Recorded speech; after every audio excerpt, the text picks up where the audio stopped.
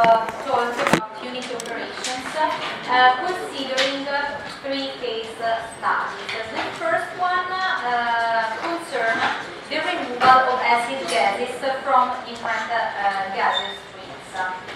So considering this case study, when we use the expression acid gas, typically we refer to these two components, carbon dioxide and hydrogen sulfide, that we may need to separate from different gaseous streams. Here I have reported some examples that we will discuss in a moment. So depending on the nature of the gas from which we need to separate these acid gases, there exist several processes based on different unit operations, different technologies that we can use for our purpose. So one example is the case of the removal of carbon dioxide and hydrogen sulfide from power plant flue gases. As you know, when you operate a power plant, you produce a flue gas that contains nitrogen, oxygen, and also may contain some carbon dioxide. So in order, because of environmental reasons, you need to remove carbon dioxide from power plant flue gases.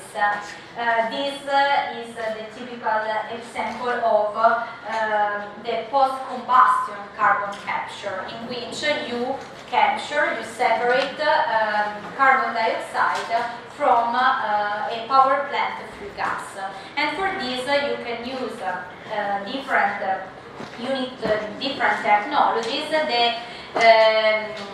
The conventional one, as we will see in a moment, is based on chemical absorption. So absorption, in which, however, also a chemical reaction occurs. We also need to remove carbon dioxide mainly in the case of the purification of a syngas mixture, or in the case of hydrogen production. Another example is the so-called sweetening of natural gas. When you extract natural gas from natural gas reservoirs, as you know, natural gas consists of typically mainly methane, plus other hydrocarbons, plus some non-hydrocarbon components. Among these non-hydrocarbon components, we have these acid gases, carbon dioxide and hydrogen sulfide. And in order to produce a natural gas ready for sales, we need to remove these gases because they can cause corrosion problems, for example, but they also affect the heating value of natural gas. So this is why, even in the case of natural gas, we need to sweeten to remove carbon dioxide and hydrogen sulfide. This is also required in the case of the upgrading of biogas. Biogas is a gas that is produced by means of anaerobic digestion, starting from different feedstocks. It is a mixture consisting of about 60% methane and 40% carbon dioxide. So if you want to obtain the so-called biomethane, so a gas which is rich in methane, you need to reduce that 40% content of carbon dioxide. And to do that, you have to remove carbon dioxide from this biogas stream. This is what we call upgrading of biogas to, for example, biomethane. And it is another example in which the separation, the removal of acid gases is involved. Another one is the case in which we need to remove hydrogen sulfide from refinery gas. There are many gases produced in an oil refinery that contain H2S, and these requires the separation of these acid components from substances. So, considering the different types, nature of these gases from which we need to remove carbon dioxide and or hydrogen sulfide, there exist several alternatives to do that. As I mentioned before, the conventional technology that is used in the case, for example, of carbon capture from a flue gas obtained in a power plant is chemical absorption, which mainly uses amine solutions that are aqueous solutions of these components, amines, that not just physically absorb carbon dioxide from the gas stream, but also chemically react with carbon dioxide and or hydrogen sulfide. So that's why it's called chemical absorption. We may also have physical absorption, for example, for the purification of syngas. In this case, we have the acid gas that is absorbed only physically by a solvent, and depending on the type of solvent that we use for that, we have different processes. Here I have reported two of them, which are the Bractisol process that, as we will see in a moment, uses cold methanol as a solvent. And we also have the Selexol process that uses a proprietary solvent to perform the same separation, so the removal of carbon dioxide and or hydrogen sulfide. Another option for the removal of acid gases from gas streams is low temperature distillation. Also for this I have reported some examples. One, we will see its process flow diagram in the next slide, is the CFZ, the controlled freeze zone process, that has been developed by ExxonMobil in order to separate carbon dioxide from natural gas, and in particular from natural gas streams that are characterized by a very high content of carbon dioxide. It may sound strange, but you have to think that there exist some natural gas fields that can contain up to 70-80% of carbon dioxide. So if you want to also exploit these natural gas fields, of course you have to use a technology, a unit operation that allows you to separate carbon dioxide from that 20-30% of methane in a convenient way. That's why these low temperature separation processes based on distillation have been recently developed. Another one is that our research group is studying in particular is the dual column cryogenic distillation that is based on a low temperature distillation but carried out in two distillation columns operated at two different pressures. Another example is the Ryan-Olds process, which is based again on low temperature distillation but avoids the solidification of carbon dioxide that can occur if we work at low temperatures by using another component, typically normal butane, that will affect the thermodynamic behavior of the system, avoiding the formation of solid carbon dioxide. Other unit operations, other solutions that can be used for our purpose, that is the removal of acid gases from gas streams, is the use of membranes, so based on gas permeation, or the use of adsorption, another unit operation we have mentioned, in the form of the so-called PSA, that stands for pressure swing adsorption. So here I have reported the process flow diagram of a chemical absorption process that makes use of aqueous solutions of alkanol amines. So this process can be split into mainly two parts, represented by these two columns. On the left we have the absorber, and on the right we have the regenerator. In the absorber we have that the so-called sour gas, it's defined as sour because it contains acid components. It is contacted with the so-called lean amine that is fed at the top of the column. So we have an absorption operation. The two phases are contacted countercurrently, so that this amine solution will chemically absorb the acid gas from the sour gas entering the absorber. So that at the outlet of this column we obtain the sweet gas at the top. So now we use the adjective sweet to point out that now the gas has been purified by from those acid components. So that's why it is defined as sweet, as opposite to sour.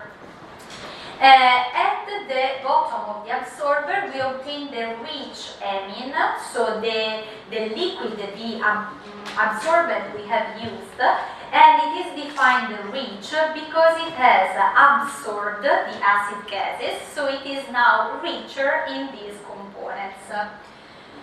This rich amine solution must be regenerated, so the acid components that have been absorbed must be removed from it so that it can be reused at the top of the absorber. And to do that, we use another unit operation that is accomplished in this second column called the regenerator. It is a distillation column, so based on the distillation unit operation, that allows us to separate the acid gases obtained at the top from the regenerated amine solutions, now called lean amine, which is fed back to the top of the absorber. Here I have reported also the typical operating conditions of these two columns.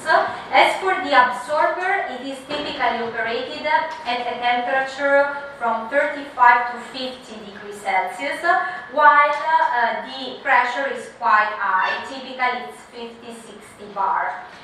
As for the regenerator, in order to separate the acid gases from the amine solution, we work in a column that is operated at a pressure that is typically very close to ambient pressure and at higher temperatures of the order of 115, 126 degrees Celsius, because these operations allow us to break the chemical bonds between the amine components and the acid gas, and thus to separate acid gases from the amine solution.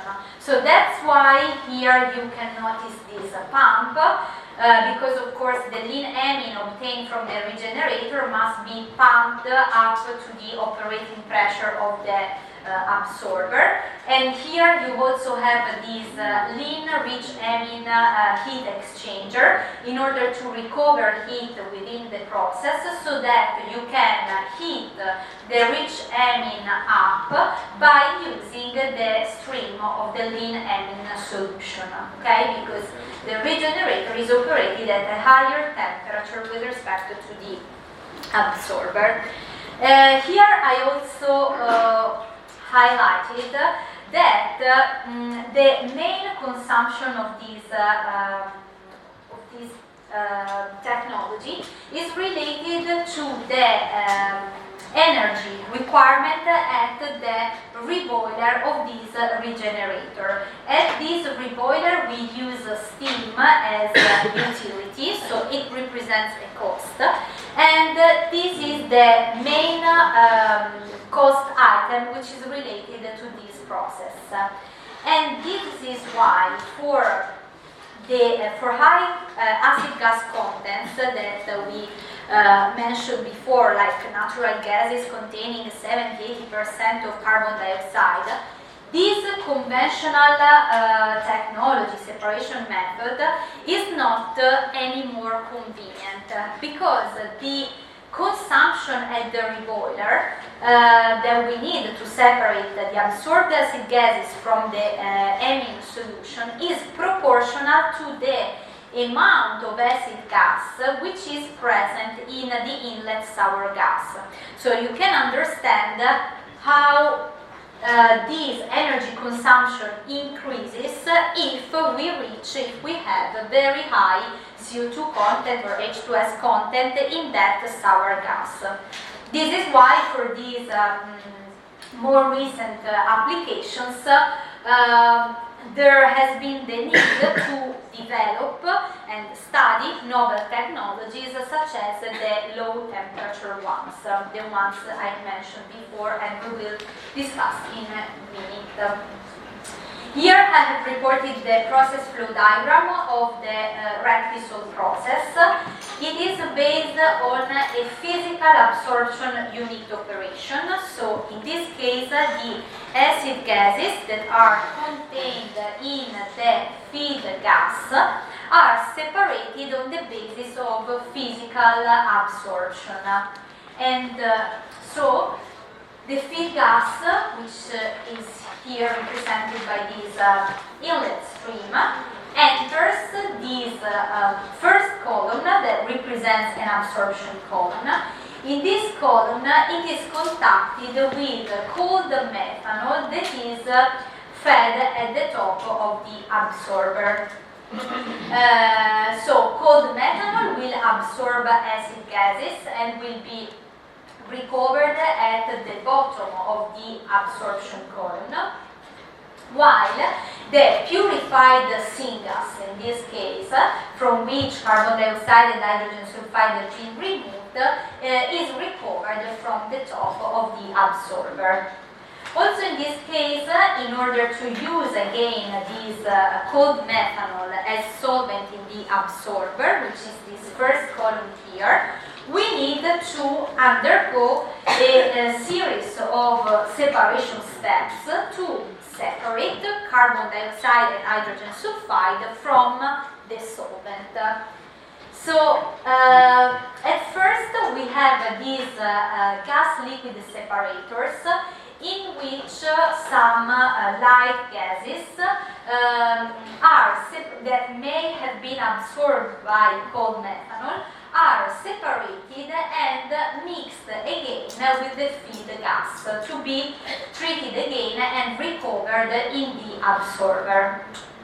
After this flash separation, so a unit operation we will study, the solvent is treated in this stripping column with nitrogen. If you remember what we defined by stripping, if you go back to the table here, by stripping we mean a unit operation in which we have a liquid stream, in our case our methanol containing carbon dioxide and hydrogen sulfide, and by contacting it with a non-condensable gas, in our case in the Rectisol process represented by nitrogen, we obtain a liquid plus a vapor, where the liquid is represented by cold methanol purified from acidic gases. So, moving back to the Rectisol process, in this stripping column you have this liquid which is treated with this non-condensable gas nitrogen, From the top, you obtain CO2 that you have removed from your solvent, and from the bottom, you obtain the methanol purified from CO2 that, however, still contains some hydrogen sulfide. So this methanol stream is further treated in this column, which is a distillation column, so another unit operation, in which we separate the sulfur compounds from methanol, which is recycled back to the absorber and can be used as solvent in the absorption tower. So this is an example of a process in which you can find several unit operations, starting from absorption, then including flash expansion, then considering stripping, and finally distillation. Okay, so this is how a process can be can be broken down into elementary steps, which are those that we have called unit operations. This is the process I mentioned before that has been recently developed by ExxonMobil for the treatment of high CO2 content natural gases. Those natural gases that cannot be treated in a convenient way by means of conventional chemical absorption. Now, when you perform a low temperature distillation for separating, let's say, methane from CO2, the low temperature operating conditions will lead to the formation of solid CO2 if you do not employ some solutions to avoid that. So the idea of ExxonMobil was to exploit the formation of carbon dioxide, of solid carbon dioxide, in order to separate it from methane, using a distillation column in which we have two sections that represent the conventional section of a distillation tower. The one at the top that we will call the enrichment section, that allows us to obtain a top product rich in the more volatile component, in this case methane, which is ready for sales. And a liquid stream which is rich in the heavier components from the bottom of the column, in this case liquid CO2 and or hydrogen sulfide. But this is different from a conventional distillation tower, because here in the middle of the tower you can see this CFZ section that stands for controlled free zone section. That is a section characterized by then a melting tray, which allows solid CO2 to form in a controlled way, which is then melted and further treated in this bottom section of the column in order to recover it as liquid CO2. So this is the unit operation called distillation that we will study in detail either in the case of a binary mixture but also in the case of a multi-component system, even if this is a non-conventional type because of this special middle section. This is the second case study that I have reported as an example in order to make you understand how a process can be broken down into different unit operations. So this is about the production of paraxylene, starting from a naphtha feed. So here on the left we have our feed stream, which is this naphtha feed, which is reformed, so it is fed to this reformer, to this reactor in order to produce silanes and other chemicals that then undergo a series of separation steps. So this is an example of a process in which you encounter unit operations at the final stages of the process itself in order to purify and recover your products. So first we encounter this unit operation, which is a vapor-liquid separator that is used to separate hydrogen as a non-condensable gas, which is recycled back to the reformer, from the liquid phase. The liquid phase is then fed to this distillation column that is called the butanizer because it separates butane and all the light hydrocarbons from the bottom product that contains non-aromatics and aromatics compounds, heavier compounds. So this is another unit operation we encounter, that is distillation again. Then we need to separate this mixture containing non-aromatics and aromatics components, and to do that we use the liquid-liquid extraction unit operation. If you remember, we mentioned it before. It is based on the contact between two liquid phases. So here we have this liquid which is fed at the bottom of the extraction tower, and the glycol which is fed as a liquid at the top of this tower. By doing that, this glycol is able to extract the aromatic components and separate them from the non-aromatic components obtained at the top of the extraction tower. Then we need to recover glycol, so to regenerate it, and in order to use it again in the extraction tower. And this is done by means of another unit operation, which is again distillation. I have used here these different colors in order to make you recognize the different types of unit operations that we can find in this process flow diagram. So here we have this distillation tower that separates aromatics from glycol, another distillation column that separates benzene and toluene from silanes and heavier aromatics, another distillation tower that separates silanes from the top from heavy aromatics from the bottom. And here we come with, we end up with this mixture of silanes that we cannot further separate by means of distillation.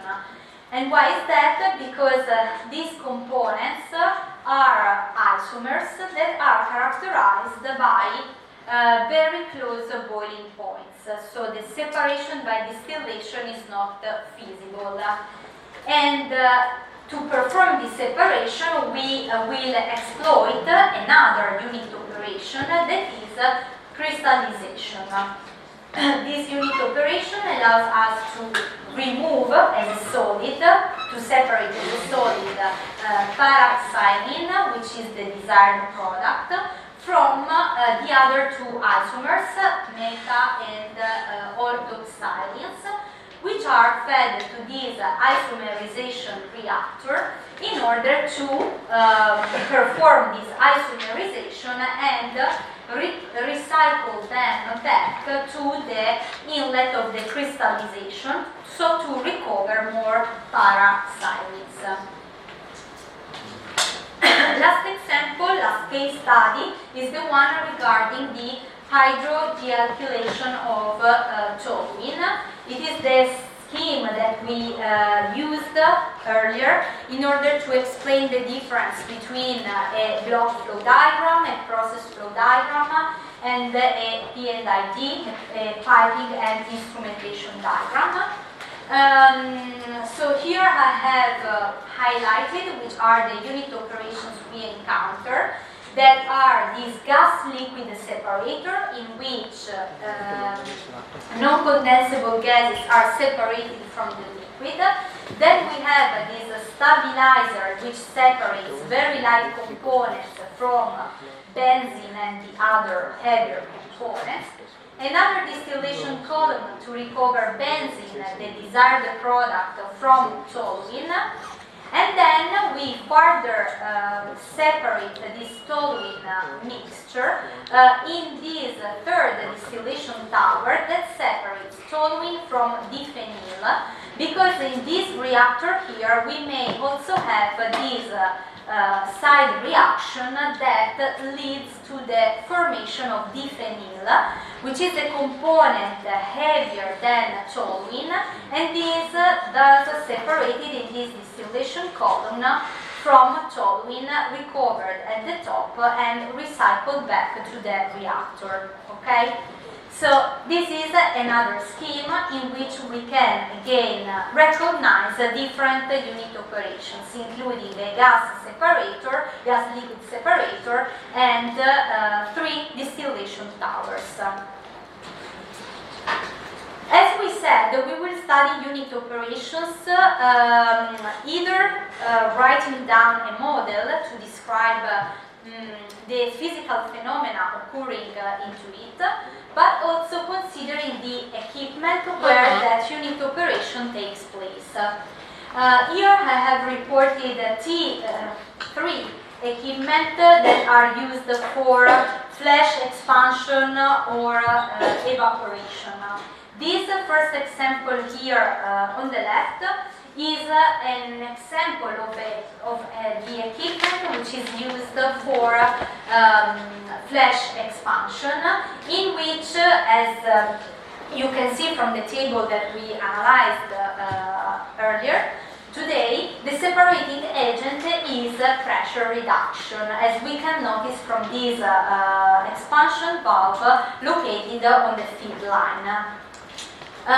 This is also called flash, but more correctly it should be called evaporation, because it is a vapor-liquid separation that is based on the supplying or removal of heat. So the separating agent is heat transfer. We also call flash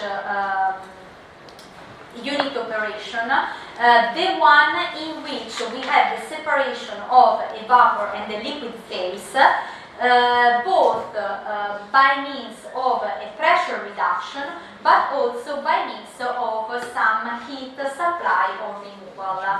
And these are the types of equipment that we can use to carry out this unit operation in practice. These are called flash drums.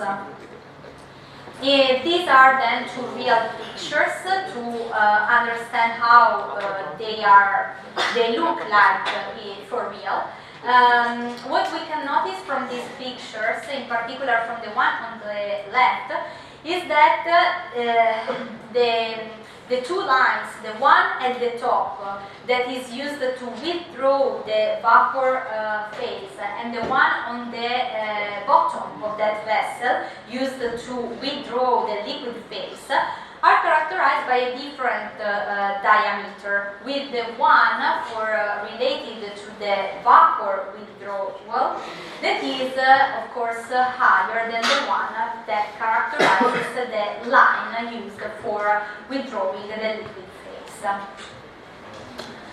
This is an example of a distillation tower, a very tall, I would say, distillation tower.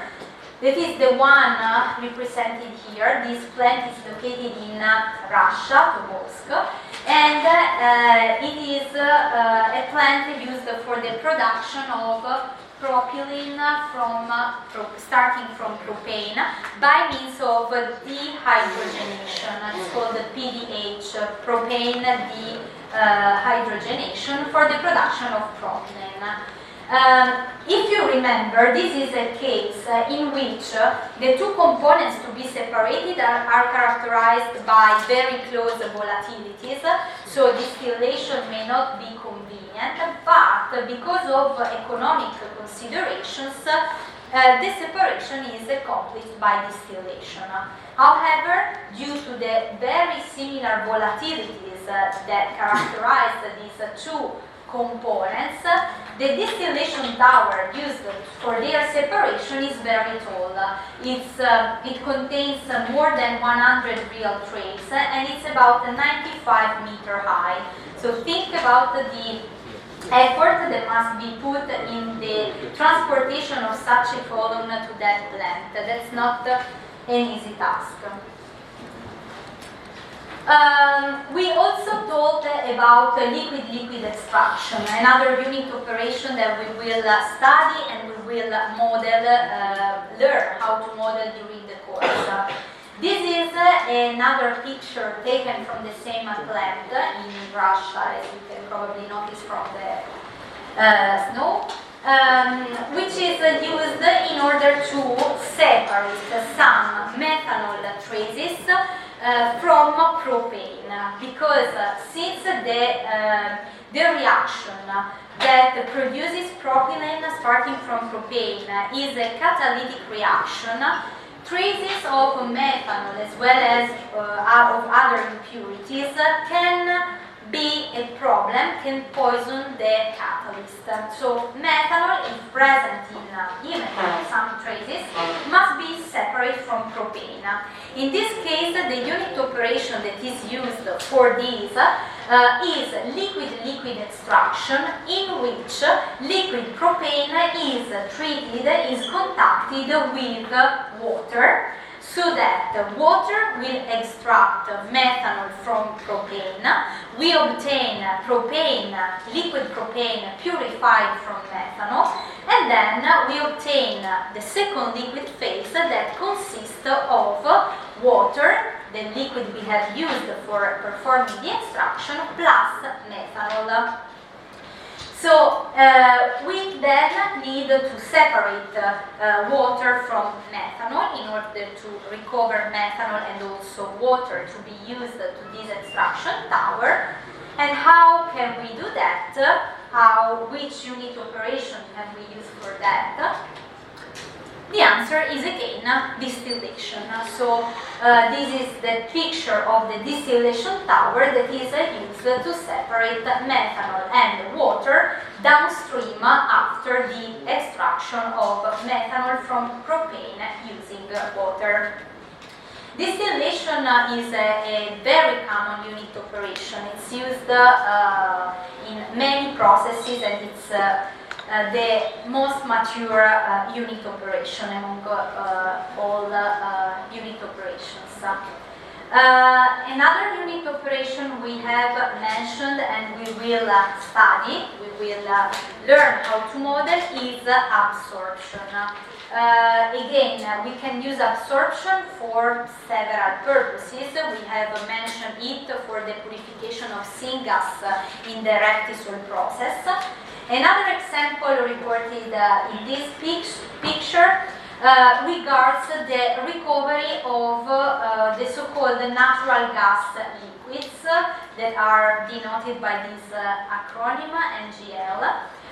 These are C2+ hydrocarbons that we may want to separate from natural gas because they affect the heating value of natural gas.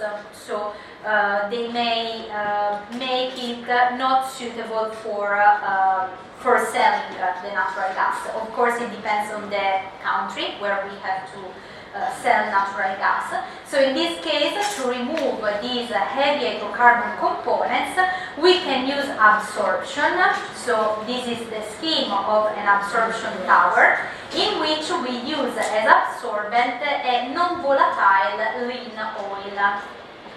So as you have probably understood, after the absorption, we recover the absorbent with the components it has absorbed at the bottom of the absorption tower, and then we regenerate the solvent itself in some unit operations downstream, which are represented here by a flash drum, a flash unit operation, and then a distillation tower that separates natural gas liquids from the lean oil, which is heavier, so it's obtained at the bottom of the tower and is recycled back to the top of the absorber. Lastly, we mentioned adsorption, and we also talked about PSA, which stands for pressure swing adsorption. This picture, taken from the same plant as before, is related to the recovery and purification of hydrogen by means of pressure swing adsorption. This unit operation is used in different processes in order to recover and purify hydrogen that, as you know, represents a valuable commodity. This can be done by adsorption, so using proper adsorbent, solid adsorbent. Hydrogen is typically not adsorbed, while the other components in the gas mixture are adsorbed on these solid materials, so that hydrogen can be separated from the other components. Of course, this process is discontinuous, meaning by that during the adsorption operation, we have the gas flowing on the solid adsorbent, and the, let's say, other components are adsorbed, while hydrogen is recovered at the outlet of the adsorption bed. But then it is necessary to operate the same adsorber in the regeneration mode. So by means of depressurization, we allow to regenerate the solid adsorbent material to be used again for adsorption.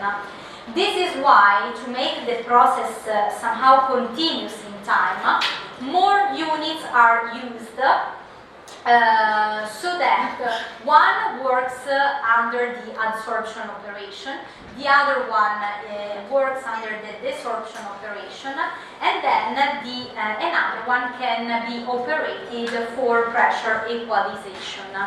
So that's why for PSA, pressure swing adsorption, more units, the typical number is 4 as illustrated in this picture, is used. This is more related to the second part of the course. So in the first part we will study all these unit operations, flash expansion, evaporation, distillation, absorption, extraction. And in the second part of the course we will see how and where they can be found in oil refineries and in the gas processing industry. This is a picture of a petrochemical complex, so we are talking about an oil refinery.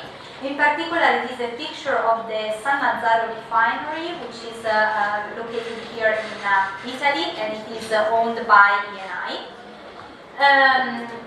So this is to show you, in particular, these two columns that represent the atmospheric distillation tower and followed by the vacuum tower, that are two very important steps in the oil processing that allows to process the crude oil which is extracted in order to recover the desired different products.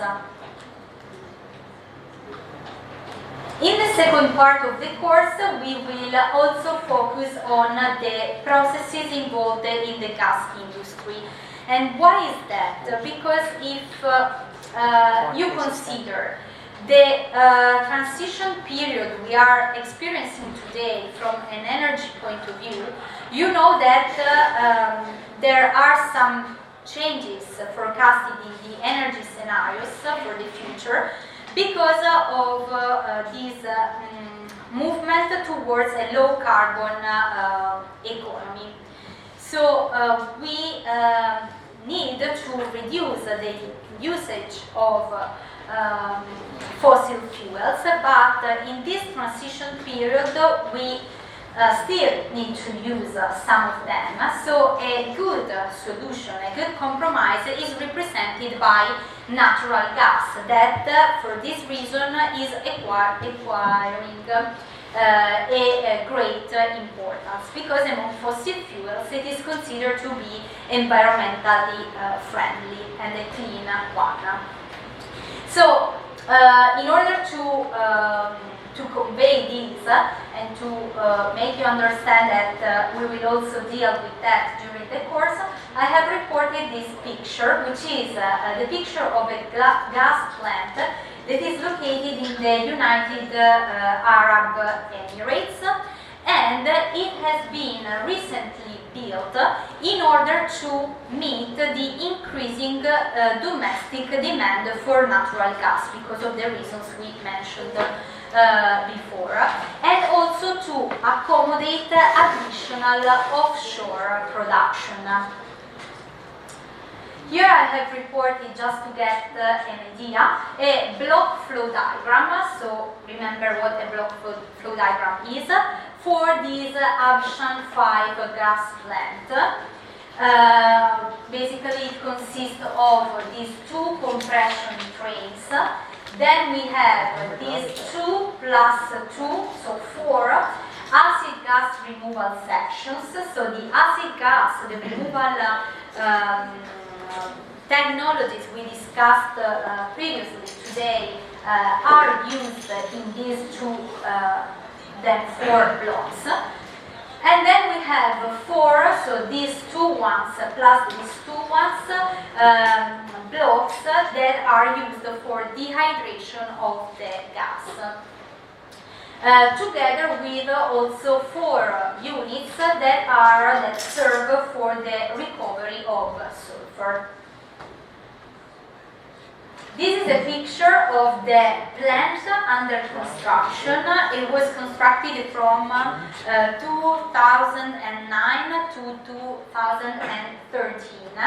So it is to give you a feeling about the complexity of these plants and to stress again the fact that despite the complexity, we are able to study them by systematically studying the unit operations they consist of. Last picture, which is a picture of the same plant by night, for those of you that may like it. And then this is another topic we will deal with when talking about natural gas. It's LNG, that stands, as you know, for liquefied natural gas. Because also liquefied natural gas is becoming more and more important as a means of transportation for natural gas. As you can see from these pie charts, according to the forecast, in this case provided by the International Energy Agency in the World Energy Outlook that was issued in 2016, you can see that the transport of natural gas by means of pipeline will become less and less important, and the transport in the liquefied form, so in the form of LNG, is forecasted to overcome the transport by pipelines. And this is because some gas deposits, for example, are difficult to reach by means of pipelines, but also because of geopolitical issues. So we will also talk at the end of the course about LNG, liquefied natural gas, and this is a picture of a regasification plant which is located in Foscavaux in France. These tanks are very big. Think that their diameter is about 50 meters. They have a high capacity, and in particular they are of a double wall type, which means that they are characterized by an inner wall and an external concrete wall, which is fireproof and is used in order to prevent leakages in the case of rupture of the inner wall. So that they are very thick for this reason.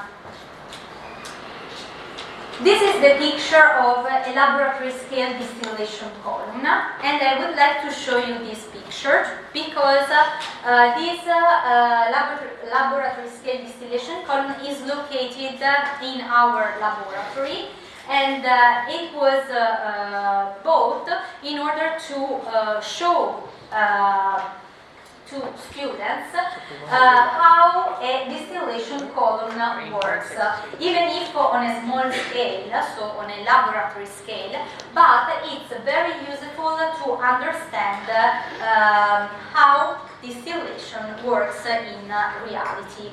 It's very useful even because it is made of Pyrex, transparent glass, so you are able to see how the two phases, the gas and liquid phase, come into contact in this column.